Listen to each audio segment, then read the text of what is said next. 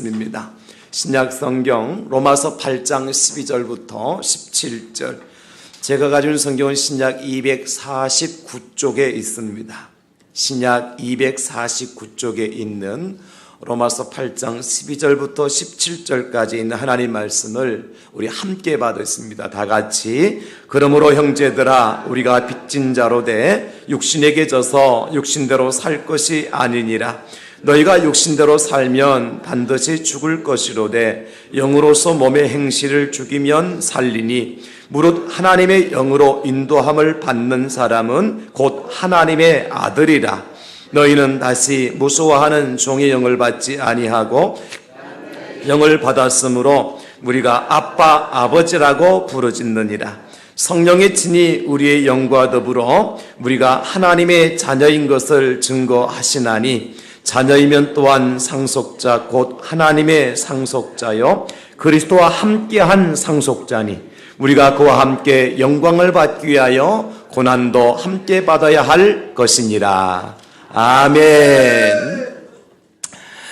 거지 패거리로 살던 한 청년이 박계주라고 하는 사람을 만나서 이해할 수 없는 말을 듣게 되어집니다. 박계주라는 사람이 그에게 찾아와서 하는 말이 청산리 대첩의 영웅이었던 김좌진 장군이 너의 아버지란다. 너는 바로 위대한 장군의 아들이란다. 이런 말을 거지 패거리로 살던 청년에게 박계주라고 하는 사람이 찾아와서 말을 들려줍니다.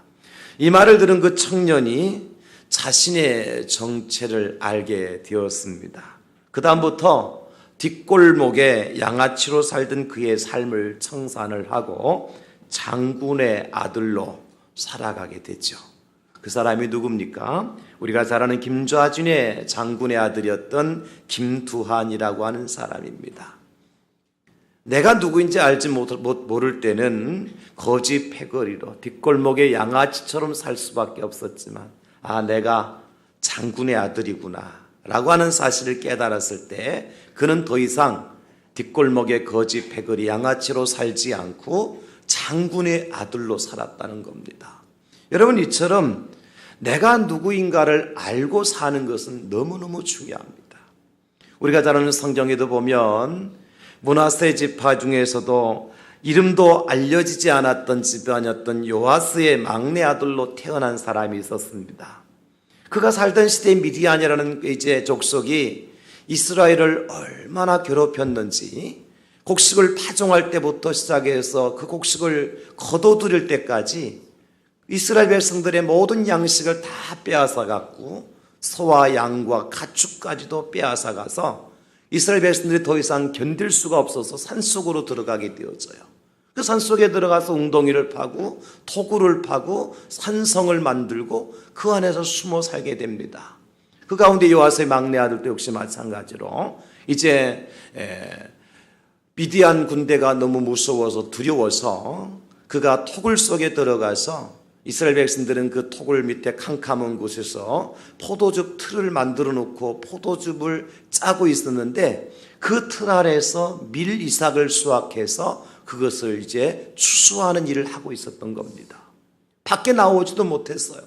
캄캄한 어둠 속에 있는 토굴 속에서 이제 포도즙 틀에서 미디안에 들킬까 봐서 이제 밀을 타작하고 있었던 거죠.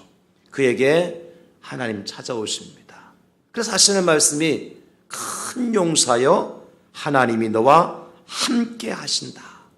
그러시면 사사기 6장 12절의 말씀, 14절에 말씀하시기를 너는 가서 너의 힘으로 이스라엘을 미디안의 손에서 건져내라.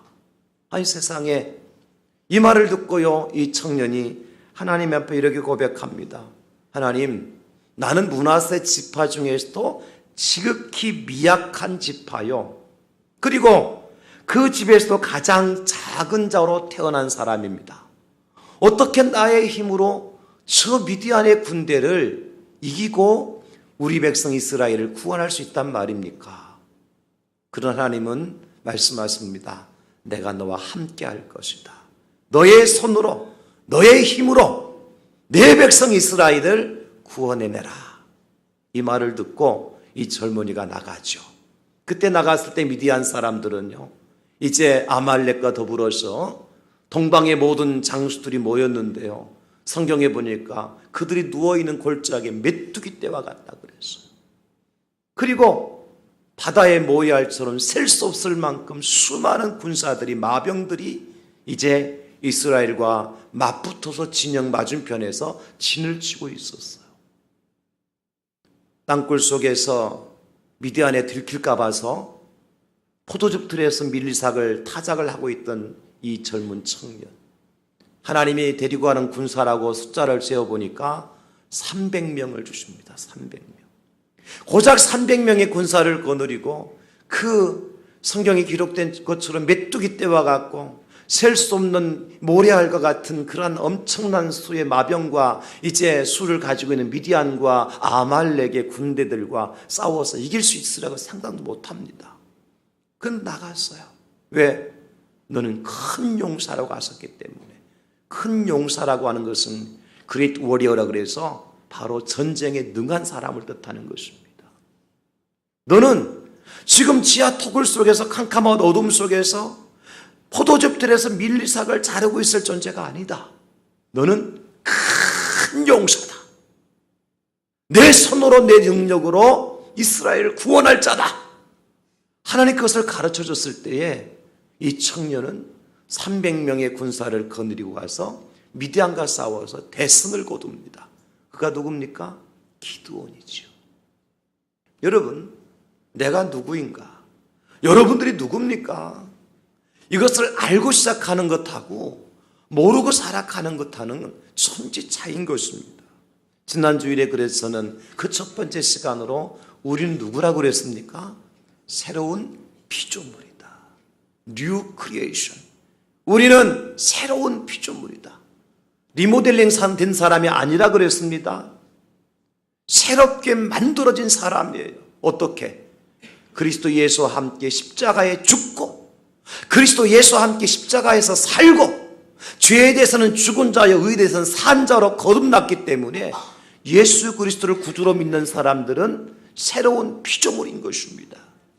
예수님을 알기 전에 우리의 모습은 죄 가운데 살던 사람이었지만 예수님을 알고 난 다음에 우리의 모습은, 우리의 죄와 우리의 모든 허물은 주님의 십자가의 못을 받고 이제 그리스도 예수의 옷을 입고 새로운 사람으로 거듭난 New Creation, 우리는 새로운 피조물이라 그랬습니다. 여러분, 옛사람에 얽매여 사는 사람하고 썩어져가는 옛 구습을 쫓아 살아가는 사람하고 그것을 모든 것을 벗어 던지고 예수님 안에서 새로운 사람으로 거듭난 사람의 삶은 완전히 다를 수밖에 없는 것입니다. 선포합시다. 따라서 합시다. 우리는 새로운 피조물입니다. 이전 것은 지나갔습니다. 여러분, 그렇습니다. 썩어져가는 구습을 쫓던 옛사람 완전히 벗어버리고 그리스도 예수의 옷을 입은 새로운 피조물이에요. 오늘 두 번째 시간으로 나는 누구인가? 우리는 누구인가? 우리는 하나님의 자녀입니다. 오늘 14절 15절을 보면 이렇게 기록되어 있습니다. 우리 14절 15절 한 번 더 같이 읽겠습니다. 시작. 무릇 하나님의 영으로 인도함을 받는 사람은 곧 하나님의 아들이라. 너희는 다시 무수하는 종의 영을 받지 아니하고 양자의 영을 받았으므로 우리가 아빠 아버지라고 부르짖느니라. 아멘. 예, 우리는 하나님의 자녀입니다. 우리 형제들만, 남자 성도들만 나는 하나님의 아들입니다. 시작. 아들 같지가 않아요. 요즘에 아들인지 딸인지 분별을 남자인지 여자인지 분별을 못해요. 그 여자들이 금배지 달고 국회에 들고 남자들이 앞치마 들고 집에서 행주 들고 방걸레질 해야 되니까 우리 자매들 어떻게 하나 보세요. 금배지 단 자매들. 나는 하나님의 딸입니다. 시작. 다르잖아요. 다르다 남자하고. 그러니까 남자도 할 말 없는 거예요. 지금 여러분들이 금배지 달고 국회에 들어가는 우리 여자분들하고 앞치마 들고 집에서 설거지하는 남자분들하고 차원이 다르다니까. 이제 심기일전에 다시 한번 우리는 하나님의 자녀입니다. 다 같이 시작. 우리는 하나님의 자녀입니다. 할렐루야. 여러분 하나님의 자녀라는 사실을 알고 살아가는 것하고 모르고 살아가는 것하고 다 차원이 다른 거예요. 그냥 우리는 예수님 믿으면 구원받은 사람인 줄만 알았는데 우리는 누구라고요? 하나님의 자녀라고요. 여러분이 하나님의 아들이요, 여러분 하나님의 딸인 것을 믿으시기를 다시 한번 예수님의 이름으로 축원합니다. 그럼 내가 하나님의 자녀라고 하는 것은 도대체 어떤 존재라는 것이냐? 오늘 본문을 통해 제가 두 가지만 먼저 설명할 거예요. 첫째는 뭐냐면 우리는 하나님의 영의 인도를 받는 하나님의 자녀라는 사실이에요. 누구의 인도를 받느냐면 하나님의 영의 인도를 받는 하나님의 자녀예요. 여러분 세상에는 두 종류의 사람이 있습니다. 첫째는 동물적인 본능으로 사는 사람이 있어요. 동물적인 본능으로 사는 사람이 있어요. 이 사람 어떤 사람이냐면 먹고 싶은 거 먹고 보고 싶은 거 보고 말하고 싶은 거 말하고 그냥 자신과 또 다른 사람들에게 어떤 영향을 끼치는지 상관하지 않고 자기 하고 싶은 걸 하고 살아가는 사람, 이런 사람이 동물적 본능으로 살아가는 사람이에요. 여러분 돼지는 배고프면 어떻게 해요? 참습니까? 못 참습니까? 못 참습니다. 흙이라도 파 먹어야 됩니다. 그죠? 그러나 사람은 어떻습니까? 배고프도 참을 수가 있잖아요. 꼴불견, 제가 이렇게 찾아보면 어떤 사람이 꼴불견인가? 제가 보는 꼴불견은 이런 사람이에요. 담배 피우고 담배꽁초 아무 데다 버리는 사람. 제가 세상에 최고 안 좋은 비인격적인 사람이 누구냐 손꼽으면 남의 거 도둑질하는 사람이 아닙니다. 담배 피우고 담배꽁초 아무 데다 버리는 사람. 저는 1위였지. 제가 생각할 1위예요. 최꼴불견이야. 남의 거 도둑질하는 사람보다 더 나쁜 사람이 담배 피우고 담배꽁초 아무 데다 버리는 사람. 제 성격이 굉장히 이상하죠. 두 번째는 아무 데나 지나가면서 캑캑거리고 가래침 뱉고 지나가는 사람. 더러운 사람이야.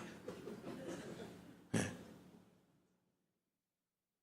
또 안 좋은 사람은요, 분명히 횡단보도가 있는데도 불구하고 중앙선 팍팍 넘어가는 사람. 굉장히 저질적인 사람이에요.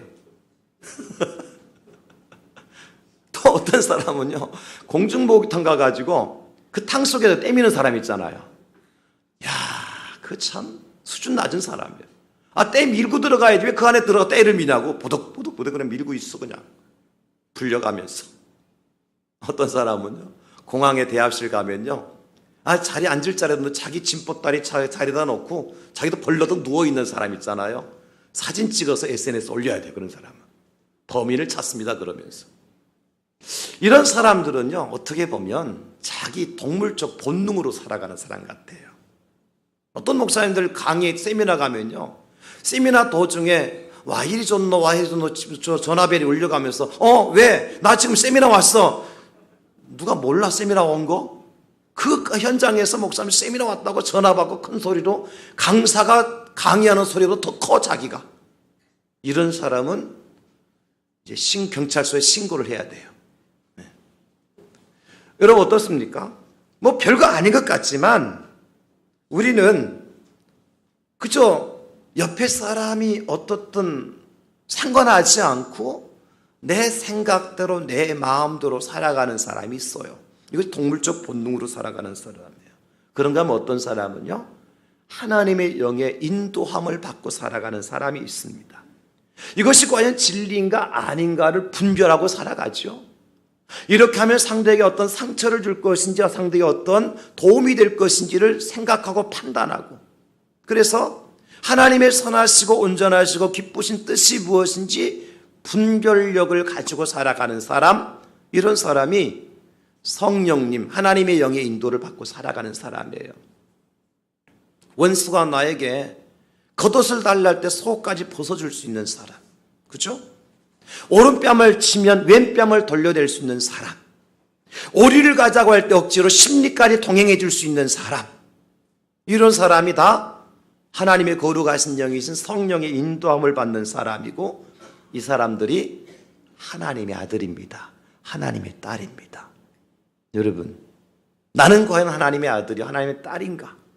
성령님의 인도하심을 받고 살아간 하나님의 자녀인가를 어떻게 알 수 있어요? 내가 말 한마디에서 내 사랑하는 형제와 자매가 상처가 된다면 그냥 입을 다물고 있을 줄 알고, 그죠? 내가 좀 손해보고 내가 한 대 더 맞고 내가 한 번 더 손해본다면, 그래서 형제가 자매가 위로받고 힘이 될 수 있다면 그것을 선택하고 그 일을 행할 줄 아는 사람이 하나님의 마음을 기쁘게 해드리는 사람이고, 그 사람이 곧 성령님의 인도함을 받는 하나님의 자녀라는 것입니다. 사랑하는 성도 여러분, 우리 힘으로 안 되죠. 어떻게 오른뺨을 치는 사람에게 왼뺨을 돌려댈 수가 있겠습니까? 이 무더운 날씨에 그냥 차 앞에 끼어들기만 해도 창문 열고 10원짜리 18원짜리 나와도 속상할 판인데 어떻게 가능하죠? 하나님의 거룩하신 영이 있은 성령께서 나의 스승이 되어주셔서 내 마음을 다스려 주시고 내 마음을 만져주시고 나를 인도해 갔을 때에 그 상황 속에서 나는 하나님의 아들로서 자녀로서의 삶을 살아갈 수가 있는 것입니다. 여러분, 우리 안에는 사도 바울의 말씀처럼 두 개의 법이 우리 안에 싸우고 있대요. 하나의 법은 육체의 법이고 하나의 법은 성령의 법이에요. 다퉈요. 계속해서 싸워요. 그러니까 여러분, 우리 가운데 어떤 사람도 100%의 성령의 사람이 있을 수도 없고 어떤 사람 100% 육체의 사람도 있을 수가 없어요. 왜? 성경에 두 법이 존재하고 있다고 그랬잖아, 그죠? 그러니까 이 두 법이 싸워서 성령의 법이 이기면 성령의 사람으로, 육신의 법이 이기면 육체의 사람으로 평가될 뿐이에요. 여러분 커피 맛있게 드시잖아요. 커피 드실 때, 오늘 점심 식사지 커피 드실 때 한번 테스트 해보세요. 커피에다가 설탕을 많이 넣으면 달콤한 스윗 커피가 돼요. 그죠? 그 설탕을 적게 넣으면 씁쓸한 아메리카노가 되는 거예요. 마찬가지예요. 우리 마음의 그릇에 무엇을 더 채우느냐에 따라서 하나님의 아들로서의 삶을 살아갈 수도 있고 세상에 악한 영의 마귀 사탄의 종으로서의 삶을 살아갈 수 있다는 거예요. 뭘 채우느냐, 누구의 인도를 받느냐, 무엇의 지배를 받느냐에 따라 다르다는 거예요, 여러분. 제가 얼마 전에 우리 교회에 이제 한의원에서 오셔서 무료 침술 봉사를 해주셨잖아요. 한의사 원장님이 제가 맨 마지막에 이제 진료를 받았는데 제 맥을 이렇게 손을 잡고 맥을 잡으시더라고요. 오른손을 내니까 오른손 맥을 잡고 다시 왼손을 또 잡고 또 다시 오른손을 잡고 한 번 잡으면 될 텐데 왜 자꾸 중붓게 잡는지 모르겠어요. 또 왼손 잡고 그러더니 이렇게 말씀하세요. 목사님 맥이 너무 좋습니다. 한의원 원장이 이해할 수 없을 정도로 맥이 좋다는 거예요, 지금. 아니, 일반적으로 한의원 의사는 좀 맥이 좀 약한데 이렇게 약 좀 팔아먹어야 될 거 아니에요, 그죠? 예. 그 약이 팔리거든요. 침도 나의 효과가 있는 거고. 근데 목사님 맥이 너무너무 좋다는 거예요. 이렇게 좋을 수가 없다는 거예요. 근데 문제는 목사님 활동력이 너무 많아서 문제고 그저 보약 한두 제 드시면 되겠습니다 그러더라고. 그래서 제가 속으로 원장님, 목사 손 맥이 좋을 수밖에요. 한의에서 맥은요 또 다른 말로 기라고 표현하거든요. 기가 좋다는 거예요. 맥이 맑고 맥이 좋다는 것은 기가 좋다는 거예요. 우리 기독교인들이 기를 성령이라고 얘기하는 거예요. 나는 그렇게 들었다니까요. 그래서 원장님이 목사님 맥이 너무 좋습니다 할 때 목사님 성령 충만합니다 그렇게 들었다니까요. 은혜 충만합니다. 그럴 수밖에. 내가 지금 세상에 그 어떤 것보다 주님 안에 있는 것이 가장 행복하고 주님 한 분만으로 만족하고 내 안에 성령께서 계속 나로 하여금 세상의 욕심이 아니라 하나님의 말씀 속에 살아가는 것을 가장 최상의 것으로 알고 목사가 그렇게 살아가는데 맥이 좋아야지. 오늘 장로님들부터 맥을 다 잡아봐야 돼. 그러니까 오늘 맥이 좋은지 안 좋은지, 성령 충만한지 말씀 충만한지 은혜 충만한지, 여러분 제가 거짓말 같아요. 한번 테스트 해보세요. 여러분들 만약에 정말 시험이 들어가지고 막 근심 걱정 속에 있을 때 가서 맥 한번 잡아보세요. 한의원 가서. 무슨 일 있으세요? 화가 지금 있네요? 맥이 잘 안 뛰네요? 여기 우리 교회 지금 약사분도 계시고 다 계십니다. 제가 거짓말하면 다 들켜요. 그런데 여러분 정말 성령 충만하고 은혜 충만하고 하늘 같은 나라할 것 같고 내가 지금 천상에 있는지 지상에 있는지 모를 정도로 은혜 속에 살아가면서 딱 맥 잡아보세요. 의사 손이 팔딱팔딱 뜁니다. 그 맥이 전달돼가지고 무슨 얘기냐면 우리가 성령님의 지배를 받고 성령님의 인도함을 받고 살아가는 사람이 아니라고 하는 것은 세상도 알고 하나님도 아시는 거예요. 하나님의 자녀는, 하나님의 아들은 성령의 인도함을 받고 살아가기 때문에 여러분 세상을 깜짝 놀랄 수밖에 없어요. 그렇습니다. 오늘 성경 말씀에 말씀하시기를 하나님의 영으로 인도함을 받는 사람은 하나님의 아들이라 그렇게 말씀하셨어요. 안타깝게도 그런데 우리 주변에 교회는 나오기는 하는데 예수 믿는다고 말은 하는데 안타깝게도 가룟 유다와 같은 사람이 있어요. 가룟 유다는 무슨 짓을 했죠? 당신의 스승인 하나님의 아들이신 예수님을 은 30에 팔아먹고 십자가에 달려 죽게 했잖아요. 만약에 그 안에 성령 충만했다면 분별할 수 있었을 거예요. 이분이 하나님의 아들이라는 사실을. 내가 이분을 도무지 돈 몇 푼 받고 팔아넘길 수 없는 분이라는 사실을 유다는 알았을 거예요. 근데 그는 이미 그 안에 사탄이 들어가서 마귀가 들어가서 성령의 지배를 받지 못하고 사탄의 종로로 됐던 거예요. 여러분 사도행전에 나오는 아나니와 삽비라 사건 어떻습니까? 모르시는 분 아나니와 삽비라 사건이 뭐냐면 초대 사도행전 교회는요 성도들이 다 교회 안에 모여가지고 유무가 상통하는 삶을 살았어요. 유무상통이라는 것은 무슨 뜻이냐면 있는 사람들이 재산을 팔아가지고 내놓아서 없는 사람들이 나누어 주어서 서로 내 것도 없고 내 것도 없이 서로 모든 것을 통용하고 살았단 말이에요. 가난한 사람이 없었어요. 얼마나 행복한 공동체예요.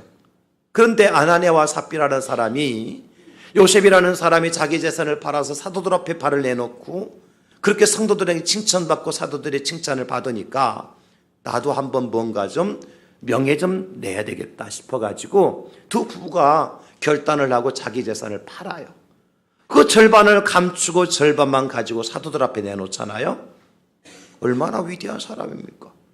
우리는 팔아서 3분의 1만 내놔도 뭐 그냥 박수 받고 글씨 크게 앞에다 광고할 건데 빨간 글씨로 재산 3분의 1 바쳤습니다 이렇게. 근데 아나니아와 삽비는 절반을 바쳤어요.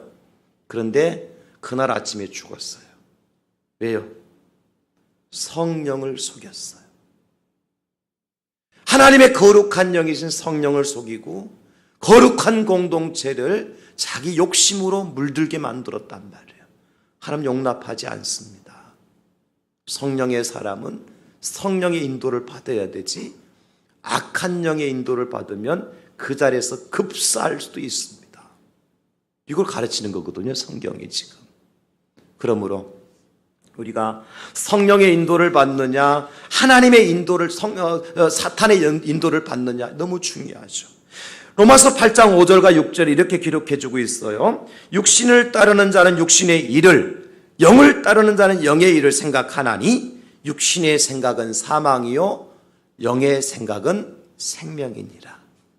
사랑하는 성도 여러분, 우리는 지금 육신의 삶을 따라가고 있습니까? 영의 삶을 따라가고 있습니까? 우리는 사망길에 서 있습니까? 생명길에 서 있습니까? 하나님의 자녀는, 하나님의 백성은 사망이 아니라 생명길에 서 있는 자요. 하나님의 자녀는 육신의 일이 아니라 영의 일을 생각하는 자요. 성령의 인도를 받고 살아가는 자라는 사실을 믿을 수 있기를 예수님의 이름으로 축원합니다. 나는 무엇을 마실까, 무엇을 먹을까, 무엇을 입을까 거기에 염려하고 걱정하는 것이 아니라 먼저 하나님의 나라와 하나님의 의의를 구하면서 비록 땅에 발을 붙이고 살지만 하늘의 소망을 두고 살아가는 하나님의 영의 인도를 받는 하나님의 자녀가 되었음을 믿으시기를 예수님의 이름으로 축원합니다. 그런 하나님의 자녀가 부를 찬양이 있어요. 주와 함께라면 이 찬양인데요, 주와 함께라면 가난해도 좋아 참된 부요함이 내 마음에 가득하니까 주와 함께라면 병들어도 좋아 참된 강건함이 내 마음에 가득하니까 내 마음 아시는 주 항상 함께 계셔 약한 내 영혼에 위로와 능력 주시네. 우리 찬송 같이 한번 하나님의 자녀라고 생각하시는 분들은 함께 찬송했으면 좋겠어요. 나는 하나님의 아들이요 내가 하나님의 딸입니다.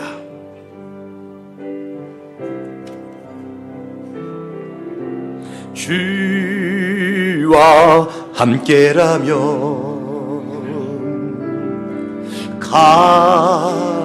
가난해도 좋아.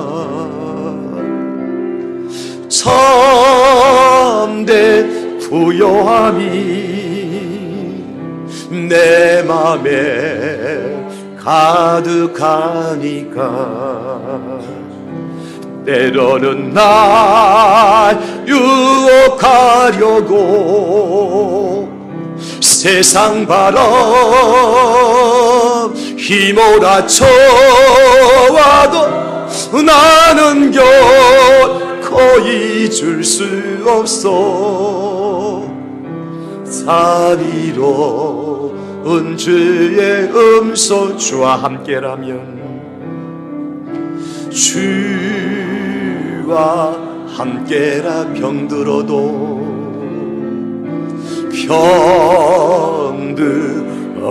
좋아. 아버지 참된 강건함이 내 맘에 가득하니까 때로는 날 넘어뜨리려 거친 파도 휘몰아쳐 와도 나는 결코 잊을 수 없어. 따사로운 주의 손길 내 맘 아시는 주님, 내 맘 아시는 주님. 아멘. 항상 함께 계셔 약한 내 영혼에 위로와 능력 주시네. 가난해도 병이 들어도 시련의 밤 어둡고 깊어도 나는 결코 떠날 수 없어. 아름다운 주의 나라를 주의 나라를 아멘 아멘. 여러분, 하나님의 자녀는 성령의 인도하심을 따라 하나님의 양자된 하나님의 자녀는 세상의 것에 좌우되지 않습니다. 세상의 많은 것 때문에 배불러하지 않고 세상의 높은 것을 부러워하지 않고 가난해도 병이 들어도 주님이 나의 아버지가 되심으로 내가 하나님을 아버지라 부를 수 있기 때문에 그것 때문에 기뻐하고 그것 때문에 만족하는 사람이 하나님의 자녀요 하나님의 아들과 딸인 것입니다. 사랑하는 성도 여러분, 이 한 주간 저는 저와 여러분들이 이 세상 속에서 나는 하나님의 아들이다, 나는 하나님의 딸이다, 우리는 하나님의 자녀다라는 이 사실 하나 잊지 않고 세상의 것에 일희일비하지 아니하고 하늘의 소망을 두고 성령님의 인도하심을 받고 살아가는 저와 여러분 될 수 있기를 예수님의 이름으로 축복합니다. 두 번째, 우리는 그리스도와 함께한 상속자로서의 하나님의 자녀입니다. 이 말씀은 뭐냐면 예수 믿고 구원받은 하나님의 자녀들은 예수님과 동일한 상속의 복을 받는 사람들이란 뜻이에요. 예수님과 똑같은 상속권을 가진 사람들이란 뜻이에요. 이게 가능합니까, 여러분? 어떻게 우리가 하나님의 독생자이신 예수님, 하나님이신 예수님, 하늘 영광 보좌를 버리시기 땅에 오십자가 달려 죽기까지 하시고 우리를 구원하신 그 예수님과 똑같은 복과 권세를 누릴 수가 있단 말이에요. 어떻게 가능하죠? 하나님이 우리를 양자 삼아 주셨기 때문에 가능한 거예요. 백성 아니었던 저와 여러분들을 백성 삼아주시고 사랑받을 수 없는 저와 여러분들을 사랑해주시고 그래서 암미가 되어지고 루하마가 되어지는 그러한 하나님의 신비한 은혜 때문에 예수님과 똑같은 상속권을 우리에게 허락하셨다는 것입니다. 오늘 17절에 보니까 이렇게 말씀해 주시죠. 자녀이면 또한 상속자 곧 하나님의 상속자여 그리스도와 함께한 상속자니. 여러분, 우리가 하나님의 상속자 되었다는 사실을 인하여서 기뻐하시고 감사하실 수 있기를 예수님의 이름으로 축원합니다. 여러분이 마귀의 상속자가 아니라 하나님의 상속자가 되어졌어요. 여러분이 지옥의 상속자가 아니라 천국의 상속자가 되어졌습니다. 이게 웬 은혜란 웬 사랑이란 말입니까, 여러분?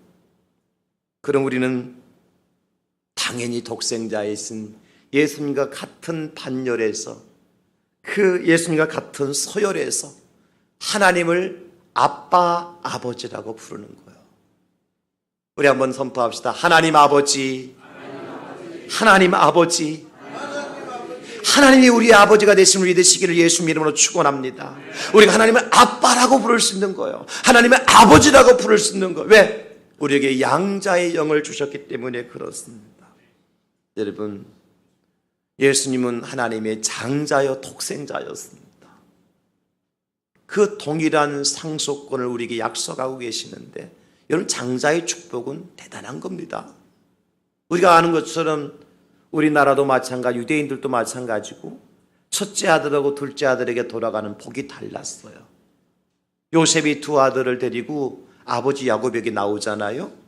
맏아들인 이제 므낫세와 둘째인 에프라임을 데리고 나오는데 아버지한테 할아버지죠. 므낫세와 에브라임에게는 야곱이 할아버지죠.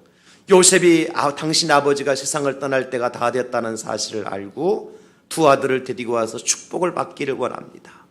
그런데 야곱이 앞에 서 있고 아버지 야곱이 앞에 서 있고 두 손주를 앞에 세우는데 첫째 아들 므낫세를 야곱의 오른손 쪽에 세우고 둘째 아들 에브라임을 야곱의 왼손 쪽에 세우죠. 올리면 그대로 축복이 올라가는 겁니다. 장자의 축복이요, 차자의 축복입니다. 그런데 야곱이요, 그 늙어서 세상을 떠날 날이 가까운 야곱이요, 손을 어긋맞습니다. 므낫세의 손에 왼손이 올라가고 에브라임의 손에 오른손이 올라가서 이렇게 축복해 주는 거예요. 왜 그랬을까? 그저 아무렇게나 올려서 축복하고 첫째든 둘째든 아버지 할아버지의 축복을 받고 하나님의 축복을 받으면 끝이라고 생각했더라면 야곱이 그렇게 하지 않았을 거예요. 장자의 축복이 너무 엄청나기 때문에. 그 야곱이 팥죽 한 그릇에 에서로부터 아버지 이삭에게서 장자의 축복권을 받아가지고 왔잖아요. 그 야곱이 손주들에게 축복하는데요. 에브라임에게 당신의 오른손을 올려놓고 므낫세에게 왼손을 올려놓아서 축복하는 거예요. 이만큼 여러분, 장자의 축복은 달라요. 우리가 하나님 나라의 영적인 장자가 됐음을 믿으시기를 예수님의 이름으로 축원합니다. 예수님과 동일한 하나님의 축복, 어떤 축복입니까? 예수님 천국 가서요, 이제는 사망의 권세를 깨뜨리시고 부활하신 예수님께 천국에 올라가셔서 온 천하를 향해서 명령하고 그 왕의 권세를 가지고 통치하십니다. 그 왕의 권세, 통치의 권세를 우리에게 약속하고 계시는 거예요. 천사들이 예수님 앞에 나와서 수종 들고 예수님을 보살피고 예수님을 섬깁니다. 우리가 천국에 들어가면 천사들이 우리에게 수종 들고 우리를 섬기게 될 것입니다. 할렐루야. 여러분, 뿐만 아니라 12 이제 장로들이 면류관을 벗어서 예수님 앞에 이제 면류관을 벗어서 그 예수님을 찬송하고 예수님께 영광을 올려드립니다. 만민이 우리 앞에 와서 영광과 찬송을 부르게 될 것입니다. 모든 피조물들이 다 하나님 앞에 하나님 우편에 서 있는 저와 여러분들을 향해서 찬송하는 그날이 오게 될 겁니다. 이게 바로 예수님과 함께 받는 상속의 축복이에요. 상상할 수 있습니까, 여러분? 이 땅에서는 비록 우리가 고난도 받게 되어지지요. 반드시 고난이 있는 것이 사실입니다. 그러나 하늘나라에 들어가면 우리에게 약속하신 하나님의 상속권이 있습니다. 천국에서 누리시는 예수님께 누리시는 모든 권세 우리도 누리도록 허락해 주십니다. 예수님께 천국에서 받으시는 모든 영광 우리도 받게 해 주십니다. 예수님께 천국에 밟고 지나가신 그 황금길 우리도 밟고 지나가게 될 것입니다. 예수님께 앉으셨던 그 영광의 보좌 우리도 앉게 될 것입니다. 예수님께 섬김받은 그 섬김과 하나님의 은혜 우리도 누리게 될 것입니다. 성경에 보니까 거짓 나사로와 부자의 스토리가 누가복음 16장에 나오잖아, 그죠? 부자가 날마다 호화로이 살면서 호요식하고 거짓 나사로는 부자의 집에서 이제 던져주는 그 부스러기 찬밥 먹고 살았어요. 그런데 부자도 죽고 거지도 죽습니다. 살 때는 거지와 부자의 삶이 달랐어요. 이 세상에서는. 이 세상에는 엄청난 차이가 났어요. 그런데 죽을 때 성경은 이렇게 기록되어 주고 있습니다. 누가복음 16장 22절에 보니까 이에 그 거지가 죽어서 천사들에게 받들려 아브라함의 품에 들어가고, 거지가 죽어서 어떻게 했어요? 천사들에게 받들려서 아브라함의 품에 들어가고. 사랑하는 성도 여러분, 저와 여러분들 이 땅에서 삶이 거지와 같은 삶을 살았다 하더라도 실망하지 마십시오. 죽으면 천사들이 마중 나와서 우리를 받들어서, 받든다는 것은 뭐예요? 영접해서 천사들의 날개에 품어서 냄새나는 우리를, 보잘것없는 우리를 천사들이 그 날개에 품어서 아브라함 하나님의 품에 우리를 인도해 주시는 거예요. 우리가 누구기 때문에? 거지가 아니라 하나님의 아들이기 때문에. 냄새나는 형편없는 거지가 아니라 하나님의 자녀이기 때문에 우리를 받들어서 아브라함의 품에 천사들이 우리를 안고 가시는 거예요. 그러나 부자는 죽어서 어떻게 됐어요? 성경에 딱 한마디 말씀합니다. 부자도 죽어 장사됨에 그랬습니다. 부자는 죽어 장사된 걸로 끝났어요. 그러나 하나님의 자녀된 거짓 나사로는 천사들이 받들어서 아브라함의 품에 안기는 놀라운 역사가 나타났어요. 부자가 얘기하죠. 아브라함에게, 아브라함이요, 당신의 품에 있는 거짓 나사로를 나에게 보내서 그 손끝에 물 한 방울만 찍어서 내 혀에 좀 물 한 방울만 떨어뜨리도록 해 주십시오. 아브라함이 뭐라고 얘기합니까? 누가복음 16장 25절에 아브라함이 이르되 예, 너는 살았을 때 좋은 것을 받았고 나사로는 고난을 받았으니 이것을 기억하라. 그는 여기서 위로를 받고 너는 괴로움을 받느니라. 사랑하는 성도 여러분, 하나님 우리를 천국으로 왜 인도하십니까? 뭘 주시려고?